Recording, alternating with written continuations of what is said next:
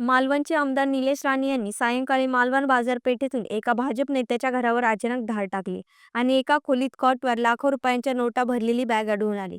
आमदार निलेश राणे यांनी तात्काळ मालवण पोलिसांना आणि निवडणूक अधिकाऱ्यांना खबर दिली. परिस्थितीचे गांभीर्य घेऊन पोलीस फौजफाट्यासह तसेच निवडणूक अधिकारी देखील तात्काळ दाखल झाले. विजय केनवडेकर यांच्या निवासस्थानी सापडलेल्या नोटांची मोजदाद पोलीस अधिकारी व निवडणूक निर्णय अधिकारी करीत होते.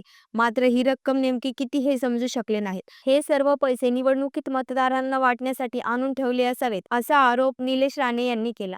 आमदार निलेश राणे यांच्या बेधडक कारवाई बातमी काही मिनिटात जिल्हा तसेच मुंबई पोहोचली आणि प्रचंड खळबळ उडाली. आम्हाला असं माहीत पडलं की या घरामध्ये काल सन्मान्य रवींद्र चव्हाण साहेब आले होते आणि मी जो सातत्याने सांगतोय की ते आल्यानंतर काय काय होतं तर त्याचं उदाहरण तुम्हाला मी आता देणार आहे.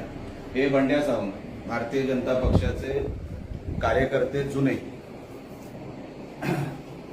इकडे आहे बंड्या सावंत, इकडे हे बघा विजय केनवडेकर, हे विजय केनवडेकर. आणि तुम्हाला पैसे दाखवतो या तुमचं घर आहे, तुम्ही ते पैसे कुठे ठेवलेत ते दाखवा. हे काय तुम्हाला दाखवतो ना कुठे ते बघा. इकडे आहे, इकडे हे बघा, इकडे हे पैसे, इकडे इकडे शूटिंग इकडे घ्या.